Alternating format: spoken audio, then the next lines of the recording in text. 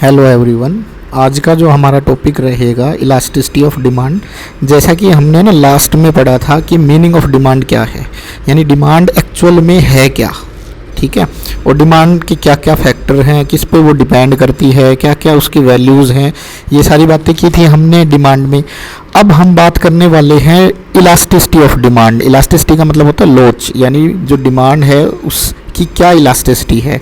यानी हमने देखा था पीछे कि प्राइस और डिमांड में रिलेशन था कुछ ना कुछ, ठीक है, कैसा नेगेटिव रिलेशन था, है ना, कि जब जब जब प्राइस कम होंगे तो डिमांड बढ़ जाएगी, जब जब प्राइस ज़्यादा होंगे तो डिमांड कम होती चली जाएगी, ऐसा नेगेटिव रिलेशन था। तो अब जो हम बात करने वाले हैं उस रिलेशन की बात कर रहे हैं जिस रिलेशन में डिमांड का अदर फैक्टर्स के साथ क्या क्या रिलेशन है और कितना है, ठीक है, उसके बारे में हम यहाँ पे बात करेंगे। उसी को बोलते हैं इलास्टिसिटी ऑफ डिमांड। तो डोली के according the elasticity of demand measure the representativeness of the quantity demanded of a goods to change its price of other goods and change in consumers income. यहाँ पे वो बात कर रहा है कि इलास्टिसिटी ऑफ डिमांड क्या है, कि भाई अगर या तो हम प्राइस में कोई चेंज कर दें, ठीक है, या किसी रिलेटेड गुड्स में कोई चेंज कर दें, या इनकम में चेंज कर दें, तो उसकी वजह से डिमांड में कितना फ़र्क आ रहा है, डिमांड कितनी चेंज हो रही है, उस मेजरमेंट को ही बोलते हैं इलास्टिसिटी ऑफ डिमांड। क्लियर है। यहाँ पे हम सिंगल ये नहीं कह सकते कि भाई उसका प्राइस के साथ ही क्या रिलेशन है, नहीं, हम तीनों के साथ ही उसका रिलेशन चेक भी कर सकते, देख सकते हैं, ठीक है।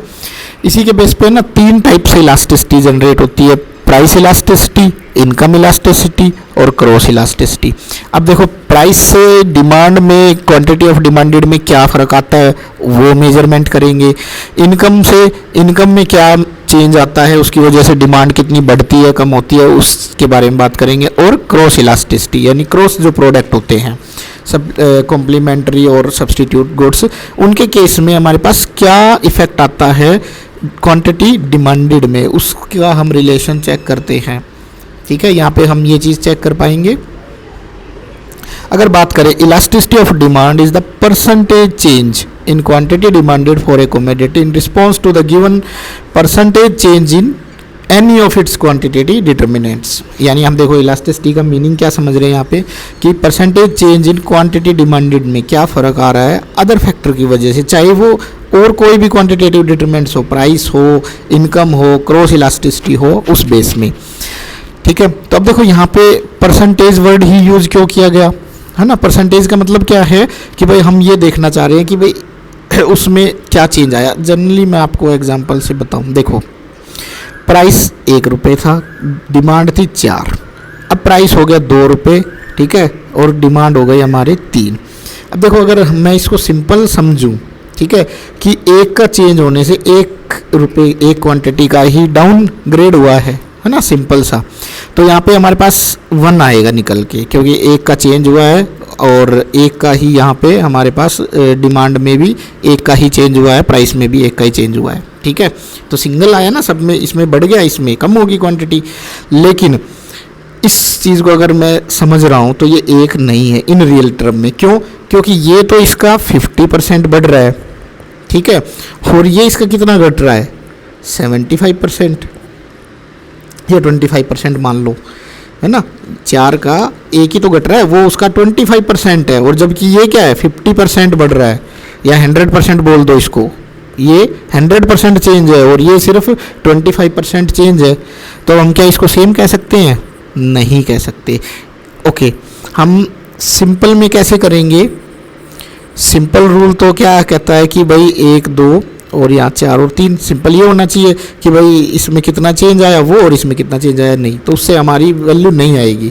ये तो छोटी सी बात है। अगर मैं ये बोलूँ कि एक प्रोडक्ट है 1 करोड़ रुपए का, ठीक है, यानी 1 रुपये में कोई चीज़ मिलती है तो उसकी 1 करोड़ डिमांड है, अगर 2 हो जाती है तो उसकी 3 करोड़ हो जाती है, सॉरी मान लो 30 लाख हो जाती है। प्राइस 2 रुपये हो गया ना, तो उसकी डिमांड 30 लाख कम हो गई। अब अगर हम देखें तो ये लाख में चेंज है और ये सिर्फ 1 रुपये में चेंज है, तो यहाँ पे तो डिमांड मतलब लाख पे या आके अटक जाएगी, क्योंकि यहाँ पे चेंज लाखों में आ गया है ना। तो ऐसा नहीं होता। अगर हमें एब्सोल्यूट वैल्यू नहीं चाहिए, हमें एग्जैक्ट वैल्यू निकालनी है, तो हम उसको किससे कंसीडर करेंगे, परसेंटेज से। ठीक है, तो यहाँ पे इसलिए परसेंटेज वर्ड यूज़ किया गया है, यानी परसेंटेज फार्मूला यूज़ किया गया है। क्लियर है। तो आप आगे याद रखना, इलास्टिसिटी ऑफ डिमांड अगर हम चेक कर रहे हैं, दो चीज़ों के बीच में अगर रिलेशन चेक कर रहे हैं, तो वहाँ पे परसेंटेज से ही चेक किया जाएगा। ठीक है, तो सबसे पहला जो पॉइंट है इन तीनों में हमारे पास क्या है, प्राइस, इनकम और क्रॉस इलास्टिसिटी। तो उसमें सबसे पहला जो फैक्टर है प्राइस इलास्टिसिटी ऑफ डिमांड, उसके बारे में हम यहाँ पे बात करेंगे। अब देखो प्राइस की बात करें तो कहता है कि प्राइस में जो चेंज होता है, ये चेंज का साइन होता है, ऐसे जो ट्रायंगल बनता है वो हमारे पास चेंज का साइन होता है, चेंज। ठीक है, यानी चेंज इन प्राइस, जो हमारे पास प्राइस में चेंज हुआ है, ठीक है, उसके बदले में change in quantity, change in demand, ठीक है, या डिमांड ऐसे भी लिख सकते हैं, या क्वांटिटी ही लिखते हैं, मेन चेंज इन क्वांटिटी, उसमें कितना फ़र्क आया है वो चीज़ फाइंड आउट करनी है हमें। ठीक है, और इनकम की बात करेंगे तो हमारे पास प्राइस की जगह क्या आ जाएगी, इनकम आ जाएगी, change in income and change in quantity. ठीक है, क्रॉस इलास्टिसिटी में change in cross price of goods और चेंज इन जैसे दो गुड्स होगी यहाँ पे एक्स और वाई, आगे देखेंगे हम। ठीक है, तो एक के प्राइस में चेंज आने में इसकी क्वांटिटी पे कितना फ़र्क आ रहा है वो चेक करेंगे हम क्रॉस के अंदर, वो आगे आएगा, हम वो देख लेंगे। क्लियर है, यहाँ तक तीनों का समझ में आ गया। तो सबसे पहले अगर इसकी बात करें हम, सॉरी,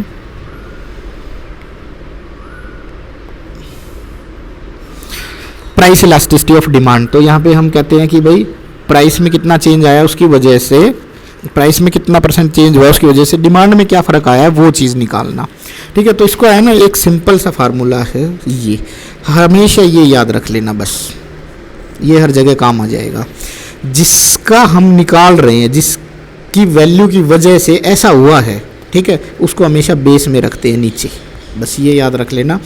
यहाँ पे अगर प्राइस है तो प्राइस आ जाएगा, इनकम है तो यहाँ पे इनकम आ जाएगी, रिलेटेड गुड्स है तो यहाँ रिलेटेड गुड्स का प्राइस आ जाएगा। ठीक है, यानी बेस में हमें किसको रखना है, जिसकी वजह से हम निकाल रहे हैं वो चीज़ नीचे रखनी है। ठीक है, और जिसके ऊपर इफेक्ट आ रहा है उसको हम ऊपर रखेंगे। ठीक है, तो अगर सिंपली देखा जाए तो फार्मूला क्या हो गया हमारे पास, इलास्टिसिटी का percentage change in quantity demanded, यानी क्वांटिटी डिमांडेड में परसेंटेज चेंज कितना है उसको डिवाइड कर रहे हैं परसेंटेज चेंज ऑफ प्राइस से।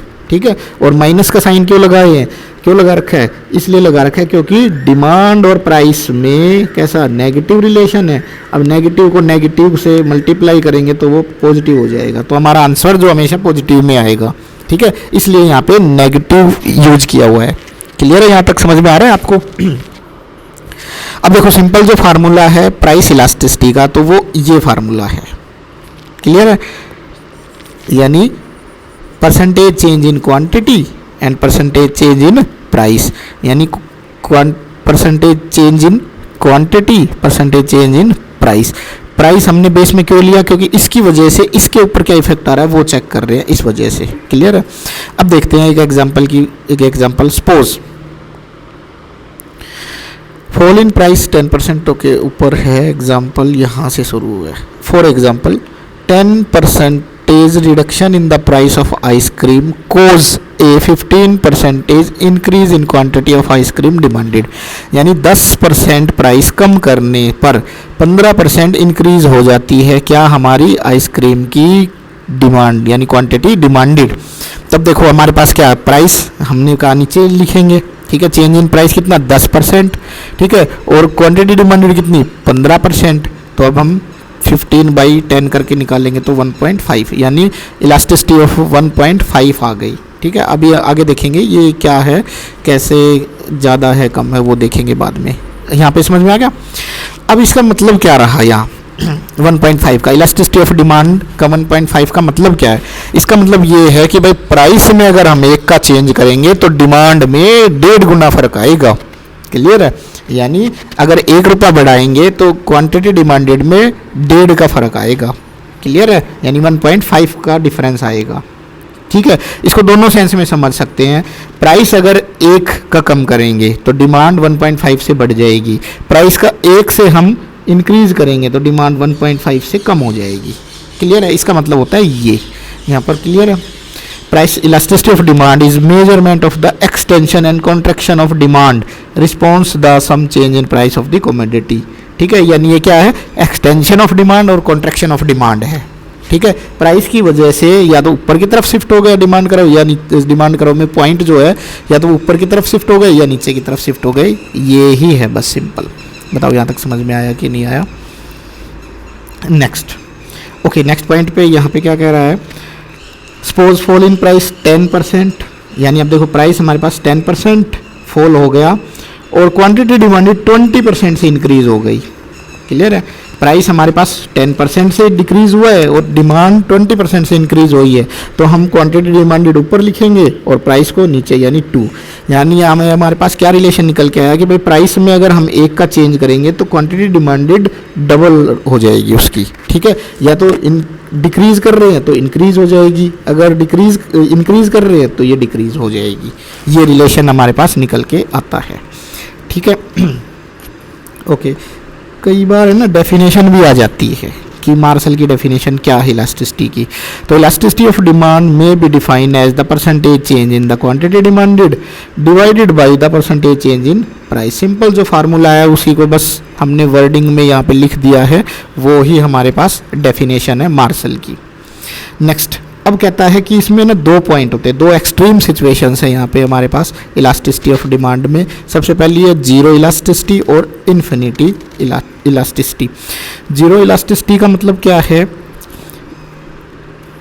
परफेक्टली इन इलास्टिक भी बोल सकते हैं इसको हम, sorry, perfectly in elastic. Perfectly in elastic मतलब जिसमें कोई लोच, इलास्टिक यानी उसमें कोई लचीलापन है ही नहीं। इन इलास्टिक का मतलब यही हुआ ना कि भाई उसमें कोई लचीलापन है ही नहीं, यानी वो फिक्स है। कहने का मतलब फिक्स है। ठीक है, इन इलास्टिक का मतलब क्या है, वो फिक्स है। अब देखो क्या फिक्स है, डिमांड फिक्स है, क्योंकि भाई रिलेशन प्राइस के साथ चेक कर रहे हैं ना, तो प्राइस चाहे कुछ भी हो जाए उसकी डिमांड फिक्स है। ठीक है, तो ऐसे कौन सी गुड्स होते हैं जनरली जो डेली बेसिस की यूज होती है, नेसेसरी गुड्स।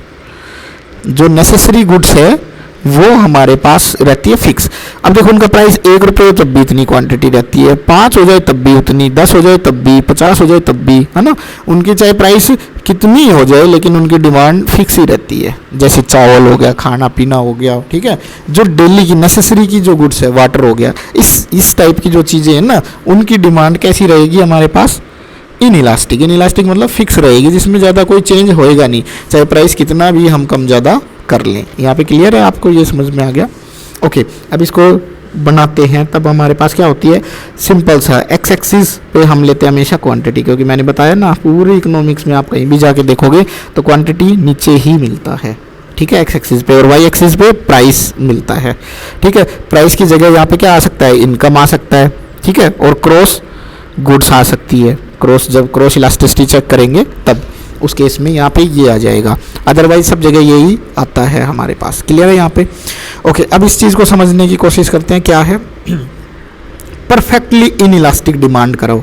यानी सिंपल सी बात है कि भाई हमारे पास कितना भी प्राइस हो जाए उसमें डिमांड में कोई चेंज नहीं आता। अब हमारा फार्मूला भी क्या कहता है, percentage change in quantity divided by percentage change in price. अब देखो प्राइस तो चाहे कितना भी बढ़ जाए, क्वांटिटी में तो कोई चेंज नहीं आया, 10 में से 10 ही माइनस करेंगे तो 10 जीरो ही आएगा ना। तो 0 बाई प्राइस में कितना भी कर लो, है ना, 100 भी कर लो, 0 बाई 1000 कर लो, तब भी क्या आएगा, 0 आंसर आएगा। 0 मतलब हमारे पास कांस्टेंट रहेगी डिमांड। तो इस वजह से इसको बोलते हैं हम क्या, परफेक्टली इन इलास्टिक डिमांड करो। ठीक है, और ये सिंपल स्ट्रेट लाइन है किसके, वाई एक्सिस में, पैरेलल लाइन बोलते हैं इसको हम, किसके, वाई एक्सिस में पैरेलल लाइन है, यानी उसके समानांतर चल रही है बिल्कुल। ठीक है, किस केस में चल रही है, क्वेश्चन ये पूछता है कि भाई पैरेलल लाइन वाई एक्सिस में है तो डिमांड कैसी है, इलास्टिक है या इन इलास्टिक है, तो परफेक्टली इन इलास्टिक यानी फिक्स है, वहाँ पे कोई चेंज नहीं आ रहा। ठीक है, प्राइस चाहे कितना भी हो जाए डिमांड उतनी ही रहती है। ठीक है, हॉरिजॉन्टल स्ट्रेट लाइन डिमांड करो imply that the quantity of the commodity can be purchase at the price of, ये सिंपल यही बात कहना चाह रहा है कि उसमें कोई चेंज नहीं आएगा, यहाँ पे 0 डिमांड रहेगी। ठीक है, सेकंड जो एक्सट्रीम सिचुएशन है वो है इन्फिनिटी प्राइस इलास्टिसिटी। इनफाइनाइट का मतलब यहाँ पे क्या है, इनफाइनाइट का मतलब है कि थोड़ा सा हम प्राइस में अगर चेंज कर दे तो डिमांड का पता ही नहीं लगता। जनरली ये लग्जरी जो आइटम्स होते हैं उनके ऊपर होती है। अब देखो समझ के देखते हैं हम, क्या है कि भाई प्राइस अगर किसी लग्जरी आइटम का ये है, ठीक है, तो उसकी डिमांड अलग अलग लेवल पे अलग अलग हो सकती है कहीं कहीं पे, ठीक है। लोग उसको खरीद लेंगे धीरे धीरे जैसे जैसे उनकी इनकम बढ़ती जाएगी उसके ऊपर। अगर जैसे ही उसका प्राइस कम हो गया, ठीक है, तो डिमांड क्या हो जाएगी, इनफाइनाइट हो जाएगी, मतलब पता ही नहीं कितनी हो जाएगी। बहुत सारे लोग खरीदने भी लग जाए और पता नहीं कोई खरीदे भी नहीं। समझ में आ रही है? कोई प्राइस ज़्यादा हो गया तो पता नहीं कोई खरीदेगा भी नहीं, जीरो हो जाएगी, यानी कुछ चेंज का पता ही नहीं लगेगा, या बिल्कुल एक्सट्रीम हो जाएगी कि किसी को पता ही नहीं लगेगा कि क्या हो गया। यहाँ पे हमारे पास क्या है कि हमें ये नहीं पता लग रहा कि भाई क्वांटिटी डिमांडेड इनफाइनाइट हो सकती है, कितनी भी हो सकती है। और हमारा डिमांड का जो फार्मूला है वो क्या शो करता है, वो कैसे शो हो रहा है, percentage change in quantity percentage change in price. अब देखो जो क्वांटिटी है वो हमारे पास इनफाइनाइट है, उसका पता ही नहीं है हमारे पास, वो कुछ भी हो सकती है। और प्राइस क्या है, हमारे पास फिक्स है लगभग, ठीक है, प्राइस में कोई चेंज नहीं आ रहा हमारे पास, नहीं सॉरी, प्राइस में डिफरेंट प्राइस में कोई चेंज नहीं आ रहा, क्वांटिटी डिमांडेड में डिफरेंट चेंज आ रहे हैं, ठीक है। तो क्वांटिटी डिमांडेड हमारे पास डिफरेंट हो सकती है, लेकिन प्राइस हमारे पास फिक्स नहीं रहेगा। इस केस में हम क्या बोलेंगे, इलास्टिसिटी ऑफ डिमांड क्या है, इनफाइनाइट है। उस केस में हमें पता ही नहीं लगता कि भाई कितनी डिमांड हो सकती है, ठीक है। तो अब क्वेश्चन बनता है कि भाई एक्स एक्सिस के पैरेलल लाइन कौन सी हो सकती है, तो परफेक्टली इलास्टिक डिमांड हो सकती है। परफेक्टली इलास्टिक मतलब इलास्टिक का मतलब यहाँ पे क्या है, इलास्टिक का मतलब है कि फुल, जिसमें पूर्णतः ही चेंज आ जाए, मतलब उसमें एक का चेंज करे और उसमें इन्फिनाइट चेंज आ जाए, सिंपल। और इन इलास्टिक में क्या था कि वो तो फिक्स है, उसमें ज़्यादा कोई चेंज ही नहीं आएगा, इसमें पूर्णतः ही चेंज आ जाएगा। दोनों ही एक्सट्रीम सिचुएशन है, क्लियर है, जीरो और इनफाइनाइट, ठीक। तो ये दो क्वेश्चन हमारे यहाँ पे बन सकते हैं कि भाई इनफाइनाइट इलास्टिसिटी में क्या होता है और इन इलास्टिक में क्या होता है। अब आते हैं हम नॉर्मल सिचुएशंस में। ये तो एक्सट्रीम सिचुएशन थी। नॉर्मल सिचुएशंस में क्या हो सकती है, elasticity of demand equal to 1 या यूनिटरी हो सकती है, ग्रेटर देन 1 हो सकती है, ठीक है, और लेस देन 1 हो सकती है, सिंपल। अगर मेन रूप से बात करें तो हमारे पास इलास्टिसिटी ऑफ डिमांड कितनी हो सकती है, 0 हो सकती है, ग्रेटर देन 1 हो सकती है, ठीक है, लेस देन 1 हो सकती है, और हमारे पास इक्वल टू 1 हो सकती है, और इनफाइनाइट हो सकती है। 5 सिचुएशन बनेगी, ठीक है। 0 और ये तो हमारे पास इनफाइनाइट है, ये तीनों हमारे पास मिडल पाथ है, क्लियर है। हम इनकी स्टडी करेंगे अब कि यहाँ तक समझ में आ गया। नेक्स्ट, अब देखो हम बात करते हैं सबसे पहले unitary elasticity of demand. Unitary elasticity of demand का मतलब है इक्वल टू 1। अब देखो 1 कब होएगा, जब percentage change in quantity percentage change in price दोनों का रेशो मतलब परसेंटेज रेशो सेम रहेगा, तभी तो आएगा, है ना। मतलब 20% ही चेंज इन क्वांटिटी में चेंज आ रहा हो, 20% ही प्राइस में चेंज आ रहा हो, तभी तो यूनिटरी बनेगी। या 10% आ रहा हो, डिमांड में भी 10% आ रहा हो, क्वांटिटी में भी 30% आ रहा हो, और प्राइस में भी 30% आ रहा हो, तभी तो हमारे पास ये बनेगा यूनिटरी, है ना। इसका मतलब क्या हुआ कि वो जितना प्राइस में हम चेंज कर रहे हैं उतना ही डिमांड में फ़र्क आ रहा है परसेंटेज की फॉर्म में, तब उसको बोलेंगे हम unitary elasticity of demand. Clear है यहाँ पे? ओके, इसको समझने के लिए यहाँ पे डायग्राम प्राइस और ये क्वांटिटी डिमांडेड। मान लो पहले प्राइस था P1 और डिमांड थी Q1, ठीक है। प्राइस हो गया घट के कम P2 और डिमांड हो गई बढ़ के Q2, है ना। तो जितना change in price percentage change in price हुआ है, मान लो 10% है, तो 10% ही क्वांटिटी में इंक्रीज हुआ है, तभी तो ये इलास्टिसिटी यूनिटरी होएगी, ठीक है। इसी केस में हम उसको बोलेंगे elasticity of unitary elasticity of demand. Clear है यहाँ पे? सिंपल सा है। फिर आता है greater than unitary. Greater than unitary में क्या आ जाएगा, अब देखो हमारे पास फार्मूला क्या रहता है, percentage change in quantity percentage change in price. देखो ग्रेटर देन कब आएगा, जब या तो क्वांटिटी इंक्रीज हुई हो, कंपेरेटिव टू प्राइस, यानी ये 40% हो, ये 10% हो, 20% हो, तभी यूनिटरी से ज़्यादा आएगा ना।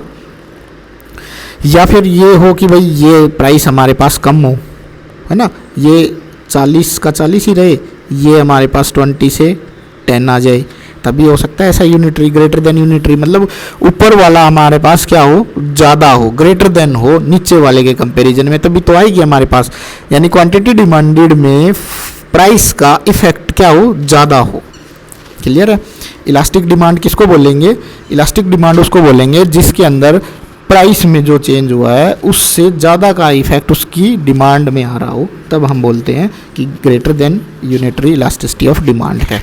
क्लियर है। इसको देखो हम समझने की यहाँ से कोशिश कर सकते हैं। प्राइस में P2 से P1 हो गया, प्राइस में इतना चेंज हुआ यहाँ से यहाँ तक का, लेकिन क्वांटिटी डिमांडेड में क्या हो गया, इससे ज़्यादा चेंज आ गया, इसको बोलेंगे ग्रेटर देन इलास्टिसिटी। क्लियर है। यहाँ पे हमारे पास ज़्यादा चेंज आया है किसमें, क्वांटिटी डिमांडेड में, चेंज इन क्वांटिटी ज़्यादा है comparative to change in price के। ठीक है। यानी चेंज फार्मूला जो है हमारा क्या रहता है, percentage change in price, sorry quantity, percentage change in price, sorry नीचे प्राइस आएगा ऊपर क्वांटिटी। तो अब हमारे पास क्या है, प्राइस में थोड़ा चेंज आया है कंपेरेटिव टू इसके, तो ये हमारे पास ग्रेटर देन है। क्लियर है। ये हमारे पास सिंपल जो डेफिनेशन है वो ग्रेटर देन। आगे हम देखेंगे और फिर क्या कह सकता है, फिर नेक्स्ट पॉइंट क्या हो सकता है हमारे पास, इलास्टिसिटी यूनिटरी, यानी उससे लेस देन की आए, उससे कम आए। ठीक है। Less than unitary elasticity demand यानी इन इलास्टिक डिमांड, इसको हम कह सकते हैं इलास्टिक डिमांड, इसको कह सकते हैं in elastic demand. In elastic का मतलब कि भाई प्राइस में जितना चेंज आया है उससे कम चेंज आया है क्वांटिटी डिमांडेड में। ठीक है। यूनिटरी में क्या था कि जितना प्राइस में आया उतना ही क्वांटिटी में आया है। ठीक है। ग्रेटर देन में क्या था कि जितना प्राइस में चेंज आया है उससे ज़्यादा क्वांटिटी में चेंज आ गया। लेकिन लेस देन इलास्टिक डिमांड में क्या है हमारे पास कि प्राइस में जितना चेंज आया है उससे कम हमारे पास डिमांड में चेंज आया है। ठीक है। इसको इस एग्जांपल से समझते हैं। प्राइस P1 P2 से इतना हो गया लेकिन डिमांड इतनी हो गई, इतनी बढ़ गई, मतलब यहाँ पे क्वांटिटी थोड़ी सी बढ़ी है, प्राइस ज़्यादा बढ़ गया, तभी तो हो सकता है ऐसा पॉसिबल। यानी elasticity of demand less than 1 कब हो सकती है, जब change in quantity change in price, यानी हमारे पास ये वाला कम हो गया हो, ठीक है, या ये बढ़ गया हो, तो सिंपल तभी हो सकता है ऐसा। तो चेंज इन प्राइस यहाँ पे बढ़ रहा है, क्वांटिटी कम हो रही है, तब इसलिए लेस देन 1 हो रही है। समझ में आ गई बात। इनका रिलेशन हम सिंपल चेक करते हैं किसके साथ, प्राइस का और क्वांटिटी डिमांडेड का, बस ये याद रखना। और फार्मूला क्या है, minus percentage change in quantity percentage change in price, बस ये याद रखना। ये ही फार्मूला मार्शल ने दिया है, सब जगह ये यूज होता है, ये अल्टीमेट फार्मूला है। क्लियर है। चलो नेक्स्ट पॉइंट पे चलते हैं। Measurement of price elasticity of demand, greater than unitary less than unitary is known as the measurement, यानी ये दो ही हम यूज करते हैं। वो तो एक्सट्रीम सिचुएशन है, फिर भी ये तीन ही हमारे पास मेनली यूज होती है। और अगर अच्छे से हम देख पाएँ तो दो ही यूज होती है, इलास्टिक और इन इलास्टिक। इलास्टिक क्या है, ग्रेटर देन 1, इन इलास्टिक क्या है, लेस देन 1। ठीक है। यानी प्राइस में जितना चेंज होता है डिमांड में उससे कम इफेक्ट आता है। इलास्टिक में क्या है, प्राइस में थोड़ा सा चेंज करो, डिमांड बहुत ज़्यादा इफेक्ट में आ जाएगी। क्लियर है। ये चीज़, दो ही चीज़ हम समझते हैं बस। अब बात करते हैं 5 मेथड हैं measuring of price elasticity of demand को मेजर करने के लिए। तो सबसे पहले टोटल आउटले या टोटल एक्सपेंडिचर मेथड। अब देखो फर्स्ट क्या कहता है कि भाई हमारे पास है ना, प्राइस किससे डिटरमाइन होता है, एक्सपेंडिचर, जितना खर्चा किया है उसके ऊपर डिपेंड करता है, उसी में हम अपना प्रॉफिट जोड़ के प्राइस डिटरमाइन करते हैं। तो सबसे पहला जो मेथड है वो कहता है एक्सपेंडिचर मेथड। दूसरा मेथड है हमारे पास परसेंटेज मेथड, जो कि परसेंटेज मेथड हमने पीछे किया हुआ है। ठीक है, प्रोपोर्शन या percentage method. Third point price elasticity method and fourth arc elasticity method. ये दोनों मेथड हमारे पास ग्राफिकली है और ये तीनों मेथड हमारे मैथमेटिकली है। रिवेन्यू मेथड भी हमारे पास ग्राफिकली है, लेकिन कुछ पोर्शन इसका हमारे पास मैथमेटिकली भी रहता है। इसलिए जनरली जो दो ग्राफिकल मेथड है वो पॉइंट इलास्टिसिटी और आर्क इलास्टिसिटी मेथड है। ठीक है, तो क्वेश्चन हमारे पास किस टाइप से आ सकता है? क्वेश्चन हमारे पास इस टाइप से आ सकता है कि भाई ग्राफिकल मेथड्स कौन कौन से हैं? पॉइंट और आर्क। ठीक है, नॉन ग्राफिक कौन कौन से हैं? ये 3, और टोटल मेथड कितने हैं? 5। क्लियर है यहाँ तक? कोई डाउट? नो। सबसे पहले हम अब एक्सप्लेन करते हैं हमारे फर्स्ट मेथड को। फर्स्ट मेथड में क्या है, क्या डिटर्मिनेशन है, क्या मेन फैक्टर है कि प्राइस एक्सपेंडिचर को लेके हम कंसीडर करते हैं। ठीक है, अब देखो एक्सपेंडिचर क्या है कि भाई हमारे पास सेम हो सकता है, डिक्रीज हो सकता है, इंक्रीज हो सकता है, डिक्रीज हो सकता है, तो सॉरी इंक्रीज हो सकता है, फिर डिक्रीज हो सकता है, ये कंडीशन हो सकती है ना भाई। एक्सपेंडिचर की यही तो 3 पॉइंट बन सकते हैं कि जैसे जैसे हमारी क्वांटिटी बढ़ती जाएगी या तो सेम रहेगा या कम हो जाएगा या ज़्यादा हो जाएगा। ठीक है, ये तीनों कंडीशन ही हमारे इस मेथड को एक्सप्लेन करेगी। तो जो सबसे पहला मेथड है, ओके आप है ना इसको इतना समझो भी मत, ज़्यादा गहराई में जाने की ज़रूरत नहीं है, सिंपल बस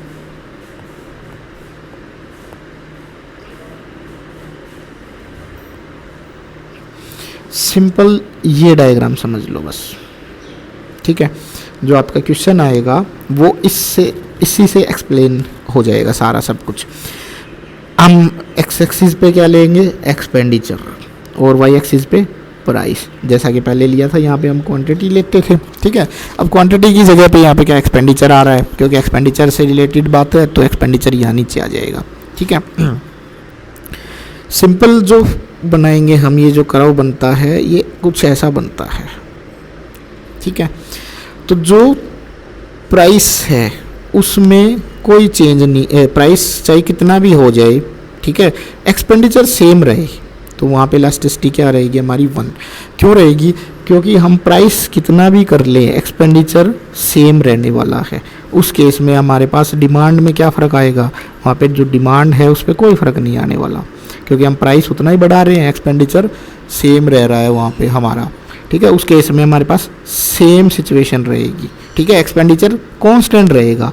अगर देखो 8 ही है हमारे पास एक्सपेंडिचर तो 8 ही रहेगा। जो डिमांड है, प्राइस 2 था तब हम 4 ले रहे थे, 4 है तो 2 ले रहे हैं, 1 है तो 8 ले रहे हैं, लेकिन हमारे पास एक्सपेंडिचर 8 ही है, तो उसके अंदर कोई चेंज नहीं आ रहा है ना।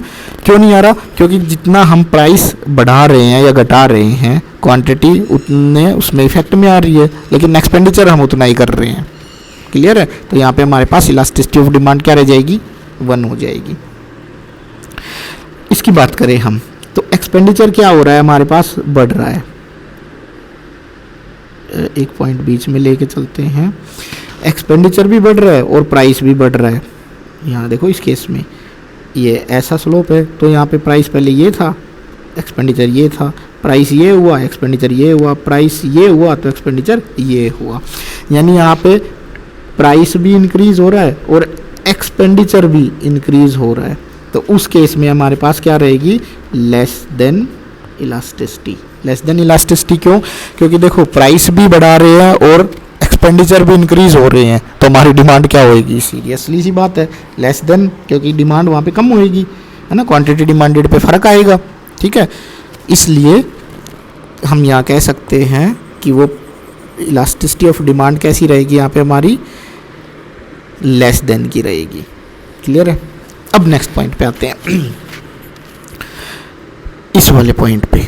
ठीक है, प्राइस ये था तो हमारे पास एक्सपेंडिचर इतना था, प्राइस ये हुआ तो एक्सपेंडिचर घट के कम हो गया, प्राइस ये हुआ तो एक्सपेंडिचर घट के ये हो गया। इसका मतलब कि जैसे जैसे हम प्राइस बढ़ाते जा रहे हैं हमारा एक्सपेंडिचर क्या होता जा रहा है? कम होता जा रहा है। तो इट्स मीन हमारे पास क्या है कि प्राइस जब हम इंक्रीज कर रहे हैं तो हमारी डिमांड बढ़ती जा रही है ना, क्वांटिटी ऑफ डिमांडेड बढ़ती जा रही है। प्राइस में 1 का चेंज कर रहे हैं तो डिमांड हमारे पास और ज़्यादा बढ़ती जा रही है। ठीक है, यानी जितना उसमें चेंज कर रहे हैं ना प्राइस में, उससे ज़्यादा क्वांटिटी में चेंज आ रहा है, इसलिए ऐसा हो रहा है। तो उसमें हम क्या कहेंगे? Greater than elasticity of demand. Clear है यहाँ पे? बस ये अगर आप समझ गए ये डायग्राम ठीक है, तो आप एक्सपेंडिचर मेथड को अच्छे से समझ गए। जनरली प्राइस वाई एक्सिस पे, एक्सपेंडिचर एक्स एक्सिस पे आ जाएगा, ठीक है। और हमें ये एक छोटा सा ग्राफ बना देना है, उसमें जो कांस्टेंट रहने वाला इलास्टिसिटी वो क्या है, 1 और इलास्टिसिटी नीचे वाली लेस देन 1 और ग्रेटर देन वाली 1 ऊपर आ जाएगी। बस सिंपल सा ये याद रख लेना, इस मेथड से ही सारा क्वेश्चन सोल्व हो जाएगा, आपको और समझने की कोई ज़रूरत है ही नहीं, ठीक है। बताओ यहाँ पे एक्सपेंडिचर मेथड समझ में आया कि नहीं आया। नेक्स्ट जो मेथड है हमारा, नेक्स्ट जो मेथड है प्रोपोर्शन या परसेंटेज मेथड, ठीक है। परसेंटेज मेथड वही है, माइनस साइन हम इसलिए लगा रहे हैं क्योंकि नेगेटिव रिलेशन होता है। Percentage change in quantity demanded of commodity of x, percentage change in price of commodity x, ठीक है। अब देखो इसको है ना, हम थोड़ा सा परसेंटेज में कोई चीज़ निकालते हैं तो उसको कैसे दिखाते हैं, चेंज इन क्वांटिटी डिमांडेड, ठीक है, यानी Q1 से Q हो गई, है ना, और इनिशियल जितनी थी वहाँ से जो शुरू हुई है वो आ जाएगी इनटू 100, ये परसेंटेज चेंज इन क्वांटिटी हो गई या नहीं। भाई देखो क्वांटिटी पहले थी, सॉरी मैं अभी बता देता हूँ एक एग्जांपल से, प्राइस था 1, क्वांटिटी थी 5, प्राइस हो गया 2, क्वांटिटी हो गई हमारे पास 3, क्लियर है। अब देखो हम कैसे निकालेंगे इसमें और इसमें परसेंटेज चेंज कितना हुआ, तो हमारे पास सबसे पहले क्वांटिटी को देखते हैं, change in quantity demanded, change in quantity demanded कितनी 5 माइनस 3 यानी 2 कर देंगे यहाँ पे, है ना। कितने से बड़ी है 5 से, तो यहाँ 5 कर देंगे, है ना, इनटू 100, ठीक है, कितनी 40%, जनरल ये है ना 40% से डिक्रीज हो गई, सिंपल सी कैलकुलेशन है ये परसेंटेज की। अगर थोड़ा सा मैथ आपने 10th तक पढ़ा होगा तो उसका मतलब क्या है कि हमने परसेंटेजली उसको निकाल दिया, यानी Q1 माइनस Q2, यानी जो Q है उसमें से हम पिछले वाला ऊपर वाला Q माइनस कर देंगे और जहाँ से शुरू हुआ है उससे उसको डिवाइड कर देंगे, 100 से मल्टीप्लाई कर देंगे, सेम एज इट इज़ पहले जो प्राइस था और बाद वाला जो प्राइस है, ठीक है, सॉरी P1 जो नेक्स्ट वाला प्राइस है और P पहले वाला जो प्राइस है उसको हम उससे डिवाइड कर देंगे, इनटू 100 कर देंगे, तो वो परसेंटेज चेंज इन क्वांटिटी और परसेंटेज चेंज इन प्राइस में कन्वर्ट हो जाएगा। अब देखो 100 से ये 100 ऐसे कट हो जाएंगे, ठीक है, ये ऊपर चला जाएगा, ये नीचे चला जाएगा, और Q1 माइनस Q इसको हम चेंज इन क्वांटिटी लिख सकते हैं, जो मैं पीछे भी बता रहा था, जो ट्रायंगल सा है इसको हम चेंज इन क्वांटिटी बोलते हैं। इसको इन्होंने चेंज इन क्वांटिटी लिख दिया, नीचे ये Q है 100, ये चेंज इन प्राइस, ये P और 100 से ये कट जाएगा, P ऊपर आ जाएगा, Q नीचे आ जाएगा, तो नेट में हमारे पास जो फार्मूला निकल के आएगा, ठीक है, वो कौन सा फार्मूला रहेगा, ये वाला, सॉरी यहाँ तक, change in quantity change in price, change in quantity change in price into price and quantity, ठीक है। ये परसेंटेज के फॉर्मेट में है, 100 से 100 कट गया, लेकिन इनका जो प्रोपोर्शन है वो हमारे पास क्या, माइनस का साइन हम लगाएंगे, वो हमारे पास इलास्टिसिटी ऑफ डिमांड है। ये ही परसेंटेज फार्मूला है, ये ही सब जगह काम आता है। बस वहाँ हम ये लिख रहे थे ना परसेंटेज चेंज इन क्वांटिटी, अब वो परसेंटेज यहाँ लिखने की जरूरत ही नहीं है क्योंकि ये परसेंटेज का सीधा रिलेशन आ गया, ठीक है। तो क्वेश्चन ये आ सकता है, change in quantity change in price into price quantity, ये फार्मूला है। कभी भी आपको कोई भी डिमांड की कोई भी क्वेश्चन आए, कुछ भी आए, तो उसमें बस इसमें पुट कर दो। जैसे सपोज करते हैं यहाँ पे हम, ये percentage in quantity x is define 100 times then x 100, और दिस ये भी ज़्यादा कुछ खास नहीं है। For example if the quantity rise from 10 to 15 we have change in x 15 minus 10 5, the percentage rise in change in x divided by x into 100, यहाँ पे हम कितना करेंगे 50% आ जाएगा। ऐसे ही प्राइस का करेंगे, ऐसे ही क्वांटिटी का करते हैं। नेक्स्ट चलो क्वेश्चन देख लेते हैं, एक illustration, calculate percentage in the quantity demanded commodity rise as a result of 10% fall its price, assume that the commodity has a price elasticity of demand 2.5। तो सिंपल, अब देखो हमारे पास दे रखा है इलास्टिसिटी इज इक्वल टू, ठीक है, change in quantity change in price into quantity, यानी change in क्या दे रखा है यहाँ पे, फॉल कमोडिटी रिजल्ट्स 10% फॉल, यानी क्वांटिटी डिमांडेड दे रखी है चेंज इन 10 की, ठीक है, और जो हमारे पास इलास्टिसिटी ऑफ डिमांड दे रखी है 2.5 की, ठीक है। तो हम यहाँ पे इलास्टिसिटी का वो फार्मूला लगा लेंगे, ठीक है। यहाँ पे परसेंटेज चेंज इन क्वांटिटी हमारे पास demanded percentage quantity demand of community as a result 10% for its price. Okay, price जो दे रखा है, प्राइस 10% दे रखा है, सॉरी, ठीक है, और क्वांटिटी हमें निकालनी है, तो उसको हम मान लेते हैं यहाँ पे x, और ये वाला हमारे पास दे ही रखा है 10%, माइनस से माइनस कैंसिल हो जाता है, इसका सीधा मल्टीप्लाई करेंगे तो x कितना आ गया 25%, सिंपल सा। ओके, नेक्स्ट इलस्ट्रेशन दे रखा, for a market demand schedule give the elasticity of demand if the price fall from 20 पर यूनिट्स टू 19 पर यूनिट्स, ठीक है। प्राइस जब 22 था तो डिमांड 140 थी, 21 है तो 180 है, 20 है तो 200 है, 19 है तो 240 है, ठीक है। तो अब हम क्या देखेंगे, हम ये कह रहा है कि मार्केट डिमांड शेड्यूल दे रखा है, elasticity demand price fall from 20 to 90, जब 20 से 19 हुआ है उसके बारे में हम निकालते हैं। अब देखो, पहला प्राइस इसको बोलेंगे P20, P1 किसको बोलेंगे 19 हो गया, ठीक है। क्यू कौन सा हो जाएगा 200, Q1 कौन सा हो जाएगा 240, ठीक है। बस अब सिंपल हमारे पास फार्मूला क्या है, change in quantity, change in quantity कितना 200 200 मतलब 40, तो हम लिख देंगे यहाँ पे 40। प्राइस में कितना चेंज है 1 का, तो चेंज इन प्राइस 1 हो जाएगा, यहाँ -1 भी लिख सकते हैं, -1 को आप इग्नोर भी कर सकते हो, ठीक है, ये माइनस से माइनस कैंसिल हो जाता है इसलिए। फिर क्या है, प्राइस कितना 20 और क्वांटिटी कितनी 200, तो 200 जो बेस है यहाँ से इसको लेंगे यहाँ पे, ठीक है, 220 सारा निकाल के हमारे पास क्या आ जाएगा 4, यानी इलास्टिसिटी ऑफ डिमांड क्या आ गई 4, ठीक है। यानी प्राइस में 1 का चेंज करेंगे तो डिमांड में 4 गुना फर्क आएगा, इसका मतलब ये है, ठीक है। Elasticity of demand is greater than unitary और डिमांड इज इलास्टिक, मैंने बताया ना कि ग्रेटर देन 1 है तो उसको हम बोलते हैं इलास्टिक, लेस देन 1 है उसको बोलते हैं इन इलास्टिक, ठीक है। परफेक्टली तो हमारे पास सिचुएशन ही अलग आ जाती है, वहाँ पे हम बिल्कुल अलग चलेंगे। यहाँ पे समझ में आ गया। नेक्स्ट पॉइंट, चलो नेक्स्ट कहता है पॉइंट ABC है, प्राइस 7 और डिमांड 500 600 पे ये ऐसे दे रखे हैं, तो सॉल्यूशन हमें निकालना है। तो सिंपल फार्मूला क्या, change in quantity change in price, price into quantity, ठीक है। अब किस बेस पे हम निकाल रहे हैं, तो A से B का अगर हम निकालेंगे तो ये हमारे पास चेंज इन प्राइस हो जाएगा, ये हो गया हमारे पास क्या P और ये हो गया P1, ये हो गया Q और ये हो गया Q1, ठीक है। नेक्स्ट केस में ये हमारे पास हो जाएगा P, ये P1, इसमें ये Q और ये Q1 हो जाएगा। तो दोनों केस में हम निकाल के देख सकते हैं, A से B में ये आएगी और B से C में ये आएगी, ठीक है। नेक्स्ट जो मेथड है हमारा, उसकी अगर हम बात करें तो वो मेथड है point elasticity method. Point elasticity method का मतलब यहाँ पे क्या है कि हमारे पास है ना, आपने देखा होगा कि जो डिमांड लाइन है, ठीक है, उसके ही पॉइंट्स के ऊपर बात की गई है। उसमें 2 तरह के पॉइंट्स हो सकते हैं, एक लीनियर डिमांड कर्व और एक नॉन लीनियर। लीनियर क्या होता है, एक स्ट्रेट लाइन रहती है, ठीक है, और नॉन लीनियर में कर्विनल होती है, यानी जिसमें थोड़ा सा कर्व होएगा, घुमावदार होएगी, ठीक है। तो हमारे पास जो मेथड है ये पॉइंट मेथड, उसमें हम स्टडी करते हैं जो डिमांड कर्व है। जैसे मान लो ये डिमांड कर्व है हमारा, इस डिमांड कर्व के ऊपर ये पॉइंट है, ये पॉइंट है, ये पॉइंट है और ये पॉइंट है, ये वाले, ठीक है। तो जो मिडल का पॉइंट है, ठीक है, जो बीच का पॉइंट है, वो इलास्टिसिटी ऑफ यूनिटरी है। यूनिटरी किस लिए, कि जितना प्राइस में चेंज हुआ उतना ही क्वांटिटी में चेंज होएगा, ठीक है।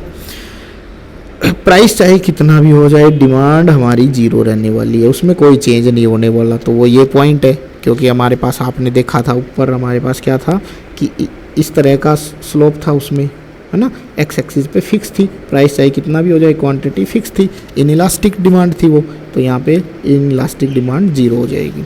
उससे थोड़ा सा ऊपर चलेंगे तो क्या हो जाएगी, लेस देन, है ना। इससे इसको अगर अच्छे से समझना हो ना, तो ये ऊपर दिया हुआ है कि किसका पोर्शन ज़्यादा रहेगा, ठीक है। अभी मैं बताता हूँ आपको, इसका फॉर्मूला जो होता है वो होता है ये रहा, lower segment divide by upper segment, ठीक है। अभी बताएंगे, अभी देखते हैं आगे क्या है। इसमें क्या है कि भाई ये तो हमारे पास इलास्टिसिटी ऑफ 0, इससे थोड़ा सा और चलेंगे तो लेस देन 1, ये इक्वल टू 1, ये ग्रेटर देन 1 और यहाँ पे इन्फिनिटी। इस एक लाइन के ऊपर ही सारा एक्सप्लेनेशन हो गया। ये 0, ये क्या है हमारे पास लेस देन 1, ये 1, और ये क्या है हमारे पास ग्रेटर देन 1, और ये क्या है इन्फिनिटी। सिंपल, इसी लाइन पे हमने सारे पॉइंटों को डिफाइन कर दिया। अब इसको समझते हैं थोड़ा सा पॉइंटों के हिसाब से, रूल्स के हिसाब से। वो कहता है कि जो लोअर सेगमेंट है ना उसको अपर सेगमेंट से डिवाइड कर दो, वही है। अब देखो इस पॉइंट पे देखते हैं, पहले इस पॉइंट पे देखें। इस पॉइंट पे कहता है कि जो लोअर सेगमेंट है, लोअर मतलब ये वाला हिस्सा और अपर वाला ये हिस्सा है ना, ये कहता है कि लोअर वाले को ऊपर वाले से डिवाइड कर दो तो जो आएगा वो उतनी ही इलास्टिसिटी को शो करेगा। तो यहाँ पे तो दोनों बराबर आ जाते हैं, लेकिन इस केस में देखिए हम बी पॉइंट पे, ठीक है, ये देखो यहाँ ये जो ट्रायंगल यानी ये जो एरिया और ये जो एरिया, लोअर पोर्शन कौन सा, ये लोअर पोर्शन तो है कम हमारे पास ऊपर, ठीक है, और ये ज़्यादा है तो क्या होएगा लेस देन 1 ही होएगा, ठीक है, सिंपल। अगर इस एरिया की बात करें हम ऊपर वाले की, इस पॉइंट की, तो अब देखो ये जो ट्रायंगल बना और एक जो ये ट्रायंगल बना, लोअर पोर्शन ये और ये छोटा सा, तो ये क्या है ग्रेटर देन, सिंपल सी बात है ना। अगर लोअर पोर्शन ज़्यादा है तो हमारे पास ग्रेटर देन इलास्टिसिटी है, लोअर पोर्शन अगर कम है कंपेरेटिव टू अपर के तो हमारी इलास्टिसिटी कम है। क्लियर है, यहाँ पे ये सारा सिस्टम है। लोअर पोर्शन जितना ज़्यादा होएगा उतना ही उतनी हमारी इलास्टिसिटी रहेगी इस पॉइंट के मेथड पे, ठीक है। तो जो पॉइंट इलास्टिसिटी मेथड है उसके लिए ये डायग्राम बना सकते हैं और याद रख सकते हैं क्या, lower segment divided by upper segment, ठीक है, ये इलास्टिसिटी का फार्मूला है। बताओ यहाँ तक समझ में आया। नेक्स्ट जो पॉइंट है, नेक्स्ट पॉइंट है हमारा यहाँ पे नॉन लीनियर डिमांड कर्व। अब देखो डिमांड कर्व हमारे पास स्ट्रेट नहीं है, कुछ इस तरह से है डिमांड कर्व, ठीक है। उस केस में भी हमारे पास क्या रहता है कि हमारे पास ये जो डिमांड कर्व है उसके परपेंडिकुलर एक लाइन खींच देते हैं, वो डिमांड कर्व है बस, ठीक है। उसके एवज में ये लाइन मान ली जाएगी, ठीक है। ये अगर ये है तो इस केस में ये लाइन हो जाएगी डिमांड कर्व, क्लियर है। अब इसमें एक वर्ड आता है रेक्टेंगुलर हाइपरबोला कर्व, ठीक है। रेक्टेंगुलर हाइपरबोला का मतलब जहाँ इलास्टिसिटी 1 होती है वहीं पर ही बनता है। रेक्टेंगुलर हाइपरबोला का मतलब है कि जो ये रेक्टेंगल बना और जो ये रेक्टेंगल बना, ठीक है, इन दोनों का एरिया अगर सेम आ जाता है तो हम उस लाइन को बोल देते हैं वो रेक्टेंगुलर हाइपरबोला है। वो तब ही पॉसिबल हो सकता है जब हमारे पास जितना चेंज प्राइस में हो रहा हो परसेंटेज, जितना क्वांटिटी में हो रहा हो या जितना एक्स एक्सिस में हो रहा हो उतना ही वाई एक्सिस में हो रहा हो चेंज, तब ही ऐसा पॉसिबल हो सकता है कि वो रेक्टेंगुलर हाइपरबोला बने। तो ऐसी कंडीशन हमारे पास सिर्फ एक ही होती है, किसमें, यूनिटरी में। बस ये फ़र्क है हमारा। बताओ यहाँ तक समझ में आया कि नहीं आया। नेक्स्ट हमारा अब टॉपिक है स्लोप ऑफ डिमांड कर्व। अब देखो स्लोप ऑफ डिमांड की बात करें हम तो जनरली क्या है कि जो स्लोप होता है हमारे पास, जैसे ये मान लो सपोज करो ये 3 डिमांड कर्व है, 1 2 3, ठीक है। तो यानी इसका स्लोप बिल्कुल कम है, इसका ज़्यादा है और इसका और भी ज़्यादा है, ठीक है। तो कहता है क्या slope of demand curve is index of its elasticity. क्या ये कहना चाह रहा है कि भाई हमारा जो स्लोप है क्या वो इलास्टिसिटी की इंडेक्स टी को बताता है, यानी इंडेक्स उसकी वैल्यू को बताता है। तो हम यहाँ पे कह सकते हैं कि भाई नहीं बताता वो, क्योंकि हमारे पास जो इलास्टिसिटी है वो हमें एक वैल्यू टर्म में चाहिए, ठीक है, और वो भी किस टर्म में, परसेंटेज फॉर्मेट की, ठीक है। जबकि स्लोप क्या होता है, स्लोप हमारे पास होता है कि ढलान कितना है, कि उसकी डायरेक्शन कितनी है उस लेवल में, ठीक है। तो इसको जनरली है ना दिखाया जाता है change in Y axis divided by change of X axis, ठीक है। तो हमारे पास नीचे क्वांटिटी इधर प्राइस होता है, तो change in price change in quantity, ये हमारा स्लोप होता है। और जबकि हमारे पास फार्मूला क्या होता है इलास्टिसिटी का, change in quantity change in price P into P divided by Q, यानी ये हमारे पास इलास्टिसिटी का फार्मूला है। और जबकि स्लोप होता है हमारे पास ये, तो देन हमारे पास फार्मूला निकल के आता है स्लोप के केस में P into Q divided by 1 में स्लोप ऑफ डिमांड करो। क्लियर है? तो हाँ, हम ये कह सकते हैं कि अगर डिमांड करो का स्लोप हमें पता हो और उसका हम अपॉन डिवाइडेड बाई 1 कर दे, P और क्या उसे मल्टीप्लाई कर दे, तो हमारे पास इलास्टिसिटी ऑफ डिमांड आ जाती है। तो बस ये क्वेश्चन यही आ सकता है कि भाई फार्मूला क्या रहेगा इफ़ अगर कोई केस दे दिया जाए आपको कि स्लोप ऑफ डिमांड करा हुआ है, P और क्या है, तो उसकी इलास्टिसिटी ऑफ डिमांड बताओ, तो ये हमारे पास फार्मूला हो जाएगा। ठीक है, तो सिंपल सा ये इतना ही है यहाँ पे। नेक्स्ट अब आता है हमारे पास नेक्स्ट मेथड। कहता है कि जो हमारा नेक्स्ट मेथड है आर्क मेथड, कहता है कि वो आर्क मेथड आया ही क्यों। तो उसमें कहता है कि जो परसेंटेज और पॉइंट मेथड है उसमें कुछ कमी है। ठीक है, उसमें कुछ ना कुछ खामियां हैं, इस वजह से वो आया है। और वो कमी क्या है? वो कमी है यहाँ पे। कहता है कि जब हम ना जैसे दो चीज़ लेते हैं, प्राइस और quantity. Suppose the price of ice cream is 4, then demand for its 1 unit. When price of ice cream fall 2 rupees and demand extended 4। ठीक है, तो अब इस केस में अगर हम इलास्टिसिटी ऑफ डिमांड निकालें तो प्राइस ये हो गया, क्वांटिटी ये होगी 4 ये, चेंज इन क्वांटिटी ये, सॉरी चेंज इन क्वांटिटी ये, और चेंज इन प्राइस ये, डिवाइड बाई करके देखेंगे तो इलास्टिसिटी कितनी आ गई? 6।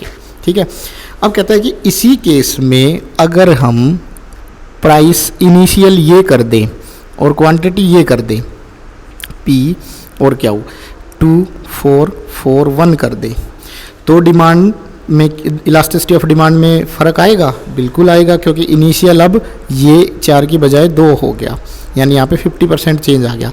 पहले 50% ही था, लेकिन इनिशियल स्टेज 4 to 2 थी। जब परसेंटेज निकालते हैं तो हम इनिशियल से डिवाइड करते हैं, अब हम डिवाइड करेंगे कितने से? 2 से। ठीक है, इस केस में कहता है if we take 2 as initial price of ice cream and demand for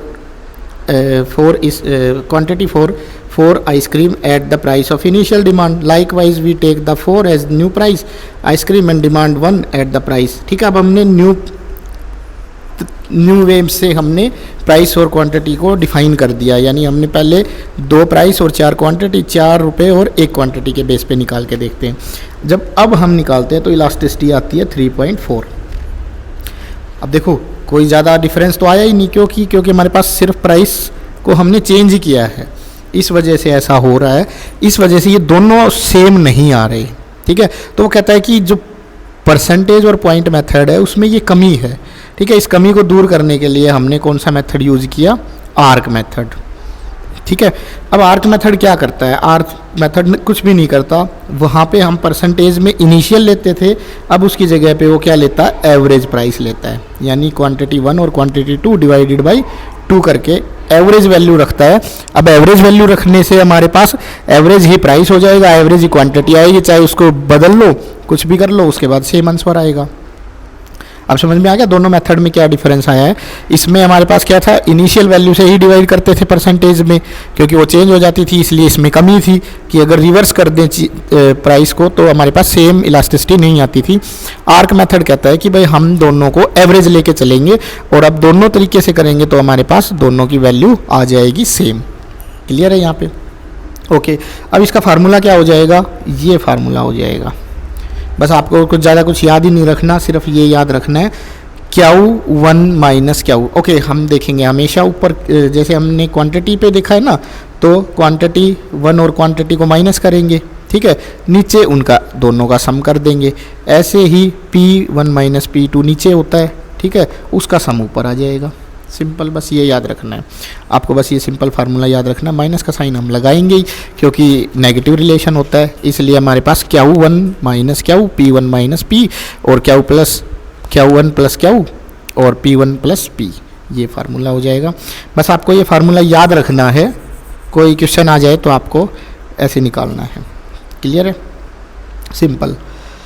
next method है रिवेन्यू मेथड। अब देखो जो रिवेन्यू क्या होता है, रिवेन्यू मतलब जो हम सेल करते हैं, ठीक है, या मैं बोलूँ कि price into quantity is equal to revenue, ठीक है। और एवरेज रिवेन्यू क्या है, एवरेज प्राइस और average quantity is equal to average revenue. अब मैं कह सकता हूँ कि जो एवरेज रिवेन्यू है वही हमारा डिमांड करा हुआ है, क्योंकि क्वांटिटी, एवरेज क्वांटिटी क्या है, जो जिस प्राइस पे ले रहे हैं वो एवरेज हो गया, और एवरेज क्वांटिटी और एवरेज प्राइस, उन दोनों की मल्टीप्लिकेशन कर दे तो वो हमारे पास क्या बन के आ जाता है, एवरेज रिवेन्यू या डिमांड करो। क्लियर है। तो यहाँ पे हम कह सकते हैं कि जो ये एवरेज रिवेन्यू है करो है, ये AR, ये ही क्या है, डिमांड करो है। क्लियर है। ये मार्जिनल रिवेन्यू मतलब एक एडिशनल यूनिट अगर हम लगाते हैं तो उसमें रिवेन्यू में जो चेंज आ रहा है उसको हम मार्जिनल रिवेन्यू बोलते हैं। ठीक है, तो अब हमारे पास है ना, ये सब चीज़ें समझने की जरूरत नहीं है, सिंपल हम यहाँ पे ये फार्मूला समझेंगे इलास्टिसिटी ऑफ डिमांड का। एवरेज रिवेन्यू को अगर एवरेज रिवेन्यू में से मार्जिनल रिवेन्यू माइनस कर दे और डिवाइड कर दे तो वो इलास्टिसिटी ऑफ डिमांड आ जाती है, सिंपल।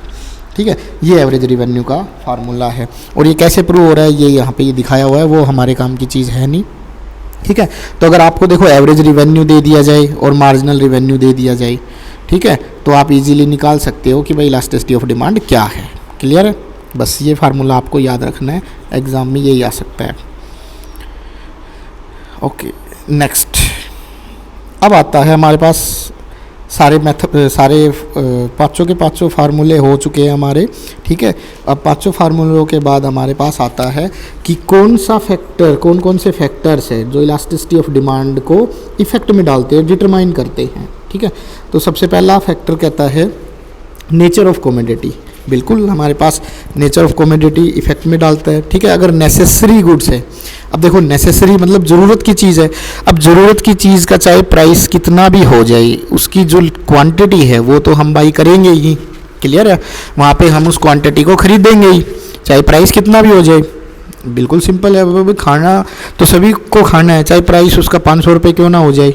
ठीक है, तो कहता है जो नेसेसरी गुड्स है, ओके, उसमें हमारे पास प्राइस कितना भी हो जाए, क्वांटिटी में कोई चेंज नहीं आता, तो क्या है, इनइलास्टिक है। ओके, एक चीज़ यहाँ पे ना आपको याद रखनी है, जो भी जितनी ज़रूरत की चीज़ है, जितनी उसका यूज़ है, ठीक है, उसकी इलास्टिसिटी उतनी ही है। ठीक है, यानी वो उतनी ही इनइलास्टिक है। इनइलास्टिक इन द सेंस कि भाई उसके अंदर वो चीज़ की कमी है कि हम उसको कहते हैं प्राइस में 1 का चेंज हो तो क्वांटिटी में 1 से कम का चेंज हो, तभी हम उसको बोलते हैं ना इनइलास्टिक, है ना। ऐसा किस केस में हो सकता है, जब वो गुड्स या जब वो कमोडिटी हमारे पास नेसेसरी नेचर की हो, ठीक है, जिसके ऊपर ज़्यादा प्रभाव ही ना पड़े। ठीक है, कंफर्ट, देखो अब नेसेसरी गुड्स इनइलास्टिक हो गई, कंफर्ट्स की भी हमारे पास कह सकते हैं कि भाई जैसे जैसे प्राइस बढ़ेगा उसकी डिमांड कम होती जाएगी। ठीक है, तो इसको हम यूनिटरी ही बोल देते हैं कंफर्ट को। लेकिन लग्जरी के केस में क्या है, जैसे जैसे प्राइस हो जाएगा हमारी डिमांड कम होती चली जाएगी कंपेरेटिव टू इसके। अगर इसके प्राइस में 1% चेंज आया तो क्वांटिटी में 1% से ज़्यादा का चेंज आएगा। तो इसलिए लग्जरी आइटम की जो डिमांड है वो इलास्टिक है। इलास्टिक इन द सेंस कि हम प्राइस में 1 का चेंज करेंगे, जबकि क्वांटिटी ऑफ डिमांडेड में हमारे पास 1 से ज़्यादा का चेंज आ जाएगा। ठीक है, लग्जरी गुड्स के केस में। ठीक है, demand for necessary like salt, kerosene, oil, मार्चबो इज लेस देन यूनिटरी और elastic, less than unitary, elastic और इनइलास्टिक। हम इनइलास्टिक वर्ड यूज करेंगे यहाँ पे, because is consumer has to buy a given quantity of those goods irrespective of the rise or fall of the price. मतलब चाहे कुछ भी हो जाए, प्राइस घट जाए बढ़ जाए, वो उतनी चीज़ तो खरीदेंगे। ठीक है, the change in price has little effect on their demand, यानी जो उसका प्राइस चेंज होने का जो इफेक्ट है वो उस पर कम प्रभाव डालेगा, इसलिए इनइलास्टिक है। समझ में आ गया। On the other and price of elasticity of demand for luxury goods like air condition, costly furnitures is greater than unitary. क्यों है, क्योंकि वहाँ पे हम प्राइस में थोड़ा सा चेंज कर देंगे तो उस चेंज की बजाय उसकी डिमांड में ज़्यादा चेंज आएगा, इस वजह से ऐसा होता है। ठीक है, तो हमारे पास कहता है कि जो नेचर ऑफ कमोडिटीज़ हैं उसके बेस पे हमारी इलास्टिसिटी भी बढ़ती है, उस पर डिपेंड करती है। कहने का मतलब यहाँ पे ये है। अवेलेबिलिटी ऑफ सब्सटीट्यूट, अब देखो सब्सटीट्यूट गुड्स है हमारे पास। ठीक है, जैसे हम बोलते हैं टी एंड कॉफ़ी, कहाँ गई, यही tea and coffee, lassi and milk shake and lassi, sandal and chappal. ठीक है, अब इस केस में क्या होगा कि अगर हम टी के प्राइस बढ़ा दें 1% से, ठीक है, तो कॉफ़ी की जो डिमांड है वो 1% से ज़्यादा बढ़ जाएगी, 1% से ज़्यादा बढ़ जाएगी। क्यों बढ़ जाएगी? क्योंकि कॉफ़ी पीना ज़्यादा शुरू करेंगे। पहले कॉफ़ी पी रहे थे वो तो है ही हैं, अब टी वाले भी कॉफ़ी पे शिफ्ट हो जाएंगे, ठीक है, क्योंकि इसकी पहले से ज़्यादा डिमांड बढ़ जाएगी। इसलिए हम इसको बोलते हैं सब्सटीट्यूशन गुड्स के केस में इलास्टिक डिमांड है, ठीक है। इलास्टिक तभी होगी ना जब एक से ज़्यादा उसमें चेंज आ रहा होगा, प्राइस में एक का चेंज हो तो उससे ज़्यादा का चेंज आ रहा होगा, तो हम इलास्टिक डिमांड बोलेंगे। Next, goods with different use. अब देखो डिफरेंट गुड्स के केस में क्या है कि भाई एक चीज़ का अगर हम बार बार यूज़ कर रहे हैं तो क्या है उसकी, इसमें सबसे एग्जांपल होता है मिल्क का, ठीक है। अब देखो मिल्क अगर महंगा है तो हम सिर्फ चाय में ही यूज़ करेंगे, मिल्क अगर और थोड़ा सस्ता हो जाए तो हम पीने में भी यूज़ करेंगे, और सस्ता हो जाए तो हम दही बनाएंगे, और सस्ता हो जाए तो पनीर भी बना देते हैं, और सस्ता हो जाए तो हम उसको जिमा के घी भी निकाल लेते हैं, बटर भी निकाल लेते हैं ना। ये सारी है, मतलब हम गुड्स के डिफरेंट डिफरेंट यूज़ कर रहे हैं। तो अब कहता है कि मिल्क के प्राइस में, ठीक है, प्राइस में एक का चेंज हो तो उसकी क्वांटिटी में ज़्यादा चेंज आता है। क्यों आता है? क्योंकि उसके डिफरेंट यूज़ हैं, अब उसको हम ज़्यादा यूज़ करेंगे, ठीक है, तो उस केस में कैसी हो जाएगी उसकी डिमांड? इलास्टिक डिमांड हो जाएगी, ठीक है, greater than elasticity of demand, यानी इलास्टिक डिमांड हो जाएगी। क्लियर है यहाँ पे? Next, postpone of demand. Postpone of demand का मतलब लॉन्ग रन के लिए अगर हम उसको पोस्टपोन कर रहे हैं किसी चीज़ को, ठीक है, जैसे कि सपोज करो कि भाई आज ये चीज़ ना हो के फ्यूचर में हो जाएगी, तो उस केस में उसकी डिमांड कैसी होगी? इलास्टिक, है ना। इलास्टिक क्यों? क्योंकि प्राइस में 1% हम चेंज करेंगे तो उसकी क्वांटिटी में एक से ज़्यादा का चेंज आ जाएगा। क्यों आ जाएगा? क्योंकि हम उस डिमांड को फर्दर आगे के लिए पोस्टपोन कर रहे हैं, आगे के लिए उसको बढ़ा रहे हैं। क्लियर है? इसलिए इलास्टिक हो जाएगी। नेक्स्ट पॉइंट आता है इनकम ऑफ कंज्यूमर। अब देखो इनकम ऑफ कंज्यूमर भी डिपेंड करती है ना, हमारे पास जितनी ज़्यादा इनकम होएगी, ठीक है, तो उतनी ही ज़्यादा डिमांड होएगी, ठीक है।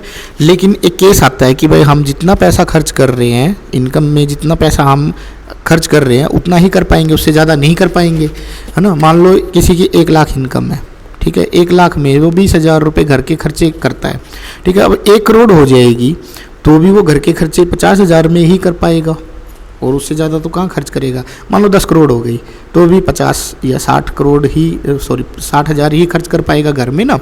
तो कहता है कि इनकम बढ़ती है, मतलब इनकम में 1 का चेंज आता है तो हमारी जो डिमांड है उसमें 1 से कम का चेंज आएगा, ठीक है।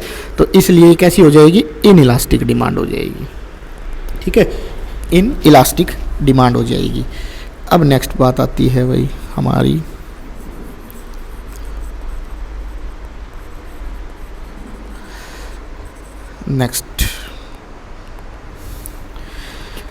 नेक्स्ट है हमारे पास हैबिट। अब देखो हैबिट की अगर बात करें, प्राइस चाहे सिगरेट का, कॉफ़ी का, जिसको हैबिट है कितना भी हो जाए उतनी डिमांड तो वो कंज्यूम करेगा ही करेगा, ठीक है।